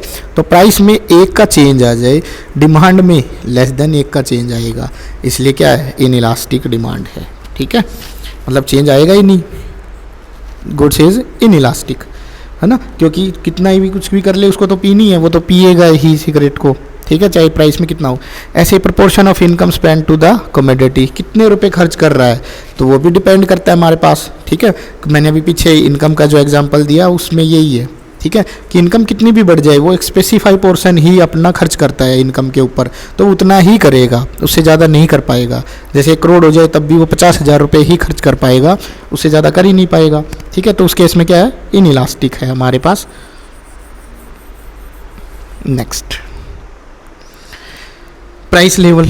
प्राइस लेवल का मतलब यहाँ पे क्या है कि भाई जो गुड्स है हमारे पास उसके लेवल चेंज होते रहते हैं, ठीक है, कई बार उनकी डिमांड बढ़ जाती है, ठीक है। तो कहता है प्राइस लेवल भी हमारे पास क्या है? इन इलास्टिक है। अब देखो जैसे ज्वेलरी है, कोस्ट कारपेट्स है, जो महंगी महंगी जो चीज़ें हैं, ठीक है, उस केस में हमारे पास क्या है? इन इलास्टिक है उनकी डिमांड, उस पर ज़्यादा कोई प्रभाव पड़ता ही नहीं है, ठीक है। फिर कहता है availability of substitute and initial price level of commodity may be identify as the 2 most important determinants of the price of elasticity of demand. कहता है उसके 2 फैक्टर है, सब्सटीट्यूशन और इनिशियल प्राइस के, वो दोनों उस पर डिपेंड करते हैं। Time period. अब देखो टाइम पीरियड लॉन्ग रन के लिए, ठीक है, लॉन्ग रन के लिए कोई चीज़ है तो हमारी उसकी डिमांड कैसी हो जाएगी? इलास्टिक हो जाएगी। शॉर्ट रन के लिए है उसकी इन इलास्टिक हो जाएगी। क्यों हो जाएगी? देखो अब मैं बताता हूँ। अगर कोई चीज़ है हम लॉन्ग रन के लिए रखना चाहते हैं, या मतलब लॉन्ग रन के लिए उसका कंजम्पशन है, तो हम उसको ज़्यादा खरीद लेंगे अगर सस्ती मिलेगी तो। समझ में आया कि देखो अब किसी पर कोई प्राइस है, जैसे मान लो फ्रीज है या नॉर्मल गुड्स, कुछ भी फ़ैन है, ठीक है, इस टाइप की कोई गुड्स है जो लंबी चलती है, तो उसमें एक का चेंज होगा तो हम क्या करेंगे, पहले एक खरीदते थे, अब 1% चेंज हो गया तो अब 2 खरीद लेंगे, यानी एक से ज़्यादा का चेंज उसके अंदर आ जाएगा, ग्रेटर देन 1 का चेंज आ जाएगा। क्यों आ जाएगा? क्योंकि हम ये सोचते हैं कि भाई अब कम हो गई तो हम उसको ज़्यादा खरीद लें, ठीक है, तो उसको हम बचा के रखते हैं, इसलिए ऐसा होता है, ठीक है। तो लॉन्ग रन की जो डिमांड है वो इलास्टिक है, शॉर्ट रन की है वो इनइलास्टिक है। क्लियर है यहाँ पे? सिंपल सा। Next, complementary goods. अब देखो कॉम्प्लीमेंट्री गुड्स के केस में क्या है हमारे पास, कार और पेट्रोल के केस में है, ठीक है। अब देखो कार के प्राइस अगर बढ़ जाए, ठीक है, 1% से, तो क्या पेट्रोल की 1% से कम में डिमांड आएगी या ज़्यादा में आएगी? हाँ, कम में आएगी। क्यों आएगी? क्योंकि जो ऑलरेडी गाड़ी है वो भी तो कंज्यूम करेगी, नई गाड़ी आनी शुरू बंद हो जाएगी बस, ठीक है। तो यानी उसकी डिमांड में हमारे पास कम प्रभाव पड़ेगा। कम प्रभाव पड़ेगा तो मतलब इनइलास्टिक रहेगी, ठीक है। तो हमारे पास कैसी डिमांड रहेगी? कंप्लीमेंट्री गुड्स के केस में इनइलास्टिक रहेगी। अब आता है हमारे पास, अभी तक हमने देखा था प्राइस और डिमांड का रिलेशन, ठीक है। अब हम देखेंगे इनकम इलास्टिसिटी ऑफ डिमांड, यानी इनकम का और डिमांड का क्या रिलेशन है। कुछ भी नहीं है, बिल्कुल सिंपल है। जहाँ पे हम वर्ड यूज करते थे प्राइस की वजह से चेंज, अब हम यूज कर देंगे इनकम का यूज। ऊपर क्या था? वही percentage of change in quantity demanded, नीचे percentage change of income. Simple ये फार्मूला बन जाएगा। प्राइस की जगह पे क्या हो गया? Income, change in income, change in quantity and क्या हो, सिंपल, ठीक है। तो कुछ भी नहीं है यहाँ पे, बस आपसे बस ये पूछ सकता है कि भाई जो हमारे पास इनकम इलास्टिसिटी है उसका फार्मूला क्या होगा, बस, ठीक है। अब देखो degree of income elasticity, degree of income elasticity वही 5 हो सकती है। पहले तो सबसे पहले देखो डिग्री की पूछ रहा है ये, degree of income elasticity of demand. तो डिग्री क्या हो सकती है? पॉजिटिव हो सकती है और नेगेटिव हो सकती है। पॉजिटिव तो किसके केस में रहेगी? नॉर्मल गुड्स के केस में। नॉर्मल गुड्स के केस में क्यों? जैसे जैसे इनकम बढ़ेगी हमारे पास डिमांड भी बढ़ती जाएगी, है ना, इनकम बढ़ेगी तो। लेकिन जो हमारे पास इन्फीरियर गुड्स है उसके केस में हमारे पास क्या रहेगी? नेगेटिव इलास्टिसिटी ऑफ डिमांड रहेगी, ठीक है। इसमें यूनिटरी हो सकती है, लेस देन और मोर देन हो सकती है। और नेगेटिव के केस में क्या होगी हमारे पास? नीचे की तरफ होएगी। जैसे जैसे इनकम बढ़ती जाएगी हमारे पास डिमांड कम होती जाएगी। किस केस में होती है ये? सिर्फ हमारे पास इन्फीरियर गुड्स के केस में। यहीं पे लिखा होगा ये रहा, इन्फीरियर गुड्स के केस में, ठीक है। इन्फीरियर गुड्स के केस में negative income elasticity of demand रहेगी। ये क्वेश्चन पूछ सकता है। जीरो इनकम इलास्टिसिटी ऑफ, मतलब जीरो इनकम इलास्टिसिटी के केस में हमारे पास चाहे इनकम कितनी भी बढ़ जाए डिमांड उतनी ही रहेगी, ठीक है। तो ये तो दो एक्सट्रीम है, जीरो और मोर ये यूनिट इनफाइनाइट वाले, ये दोनों एक्सेप्शनल केस है, ये होते ही नहीं। फिर आता है हमारे पास next point, cross elasticity of demand. अब क्रॉस इलास्टिसिटी ऑफ डिमांड में क्या है कि एक जैसे टी के प्राइस में चेंज आने से कॉफ़ी के क्वांटिटी पे क्या फ़र्क आता है, ठीक है। वो जो डिमांड फंक्शन है या वो जो हम इलास्टिसिटी स्टडी करेंगे, एक गुड्स के प्राइस पे दूसरे गुड्स की क्वांटिटी पे जो इफेक्ट आता है उसको हम बोलते हैं क्रॉस इलास्टिसिटी ऑफ डिमांड। समझ में आ गया? यानी एक गुड्स के प्राइस में चेंज करने से दूसरे गुड्स की क्वांटिटी में जो चेंज आता है उसको हम बोल देंगे क्या? Cross elasticity of demand. Clear है यहाँ पे? ओके, मेजरमेंट का क्या रहेगा हमारे पास? देखो दो गुड्स होएगी, एक तो x और एक y, ठीक है। तो उस केस में हमारे पास प्राइस ऑफ y गुड्स और क्वांटिटी x गुड्स की, change in quantity x good की, change in price y goods का।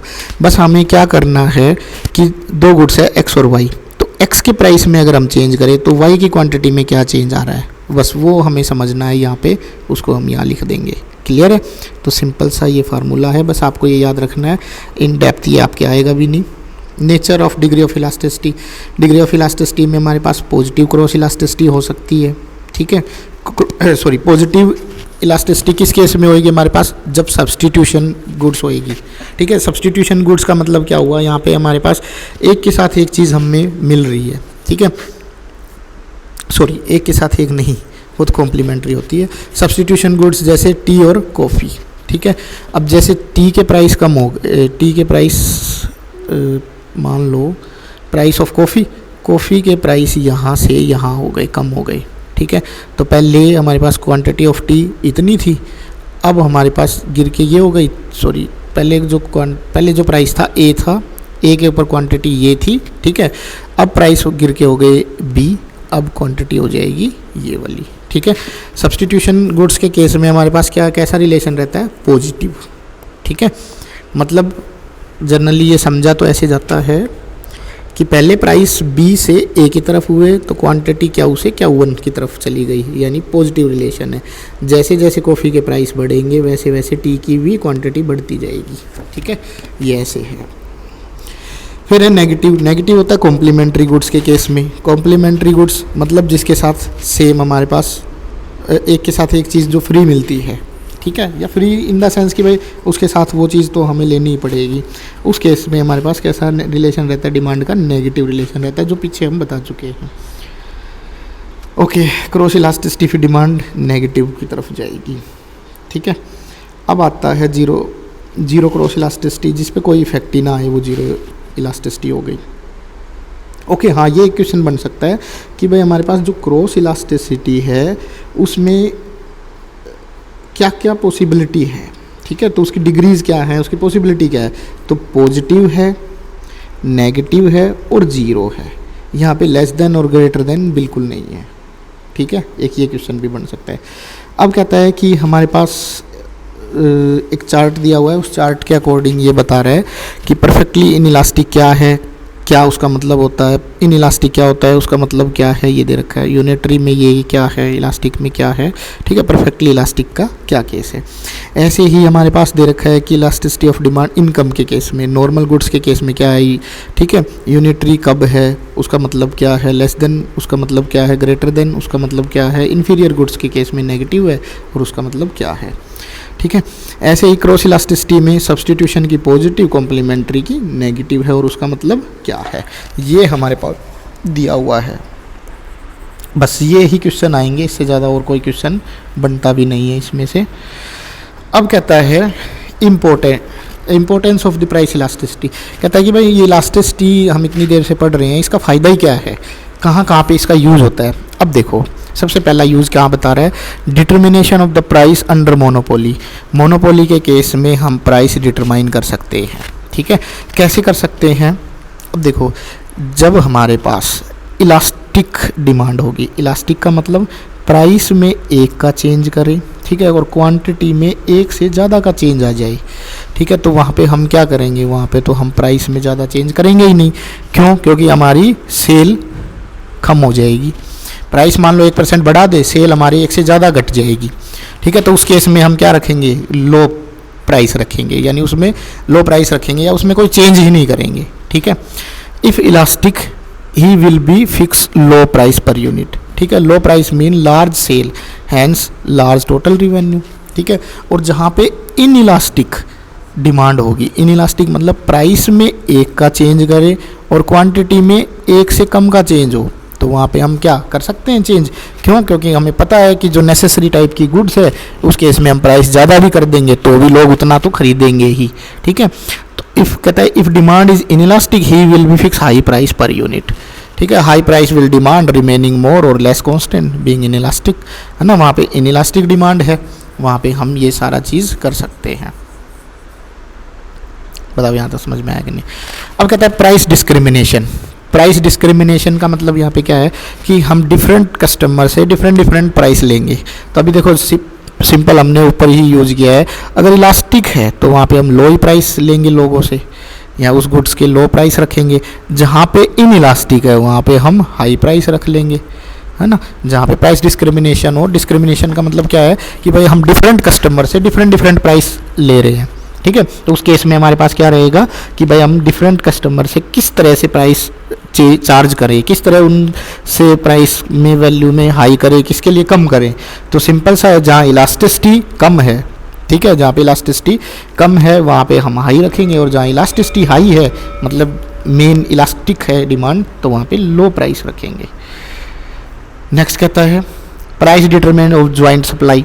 अब देखो ज्वाइंट सप्लाई के केस में क्या है, ज्वाइंट सप्लाई का मतलब है कि एक प्रोडक्ट बनाते हैं, उसमें से दो प्रोडक्ट निकल आते हैं, जैसे suppose cotton and cotton seed. अब कॉटन निकालेंगे तो कॉटन सीड उसमें से निकल के आ जाएगा, ठीक है। अब कहता है कि अगर हमारे पास एक जो जैसे कॉटन है, मान लो elasticity of demand such is take into the consideration fixing if demand for cotton is inelastic, ठीक है। कहता है if demand for cotton is inelastic then the cotton seed elastic. जो कॉटन है वो हमारे पास कैसी है, इन इलास्टिक है, और जो सीड है वो कैसा है, इलास्टिक नेचर का है, ठीक है। यानी इन इलास्टिक का मतलब क्या है कि भाई हम जब कॉटन बना रहे हैं तो कॉटन में प्राइस में 1% का चेंज करते हैं तो उसकी जो डिमांड है, क्वांटिटी है, उसमें 1 से कम का चेंज आता है, उसको हम इन इलास्टिक बोलेंगे। क्लियर है। कहता है कि कॉटन है उसकी तो डिमांड इन इलास्टिक है, और कॉटन सीड की क्या है कि उसमें 1% का हम चेंज करेंगे तो उसकी क्वांटिटी 1 से ज़्यादा में चेंज आ जाएगा, ठीक है, तो वो इलास्टिक है। इस केस में कहता है कि जिसकी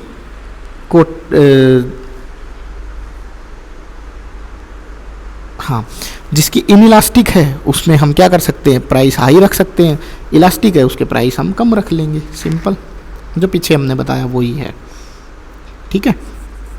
ये हमारे पास पॉइंट है। टैक्सेशन पॉलिसी, टैक्सेशन पॉलिसी में भी क्या है कि हमारे पास जहाँ पे इलास्टिसिटी हाई है वहाँ पे ज़्यादा टैक्स कलेक्शन कर सकते हैं, ठीक है, और जहाँ पे इन इलास्टिक है वहाँ पे हम हाई टैक्स रेट लगा देंगे, ठीक है। वहाँ पे हाई टैक्स रेट लगाने से मतलब कि उनके पास कम हो जाएगा, ठीक है, सिंपल सा है ये भी। Distribution burden of taxation, distribution of burden taxation का यहाँ पे क्या है कि भाई हम जितनी ज़्यादा चीज़ों पे देखो, जितनी ज़्यादा चीज़ों पे हम टैक्स लगा देंगे, ठीक है, तो उतना ही टैक्स हमारे पास कम भी हो जाएगा। क्यों? अब वो चीज़ देखी जाएगी किस पे, इलास्टिक पे बेस, इलास्टिसिटी पे बेस, ठीक है। हाई इलास्टिक होएगी तो इलास्टिक के केस में हमारे पास क्या है कि भाई हमें कम टैक्स लगाना पड़ेगा, कम टैक्स लगाएंगे तो उस केस में हमारे पास क्या रहेगा कि जैसे मान लो 1% टैक्स हम बढ़ा देते हैं, ठीक है, और क्वांटिटी ऑफ डिमांडेड या जो सेलिंग है उसमें 1 से ज़्यादा का चेंज आ जाता है, 1 से ज़्यादा का अगर चेंज आ जाता है तो हम उसको इलास्टिक बोलेंगे। क्लियर है ना, 1 से ज़्यादा का आ रहा है तो। ऐसे ही अगर हम देखो टैक्स में 1% चेंज करते हैं तो उसकी जो बाइंग है, मतलब उसको जो खरीदने वाले लोग हैं वो कम हो जाएंगे, 1 से ज़्यादा इलास्टिक है तो वहाँ पे हम कम टैक्स लगाएंगे। क्यों? क्योंकि वहाँ पे चेंज करते ही हमारे पास टैक्स कलेक्शन कम हो जाएगा, ठीक है। तो कहता है कि इलास्टिक केस में हम कम रखेंगे और इन इलास्टिक के केस में ज़्यादा टैक्स रखेंगे, सिंपल, ठीक है। जैसे आपने देखा होगा जो हमारे पास शराब है, दारू है, मतलब उसकी डिमांड कैसी इन इलास्टिक होती है, इन इलास्टिक के केस के ऊपर ज़्यादा टैक्स लगता है, सिंपल वही। फिर traditional trade, international trade. International trade के अंदर क्या है कि भाई हम ये भी ध्यान रखते हैं कि किस कमोडिटी की बाहर कितनी डिमांड है ना, फॉरेन में, तो उसके ऊपर हम उतना ही टैक्स लगाएंगे, ठीक है। तो आप समझ चुके हो कि इलास्टिसिटी ऑफ डिमांड के ऊपर सारे रूल वो अप्लीकेबल होते हैं जो हमारे पास ये देखने को आता है कि प्राइस में कितना चेंज आ रहा है, उसकी वजह से क्वांटिटी में कितना चेंज आ रहा है, ठीक है। वो सारी स्टडी ही हमारी प्राइस ऑफ इलास्टिसिटी में रहती है। अब नेक्स्ट चैप्टर हमारा 7th आ जाएगा।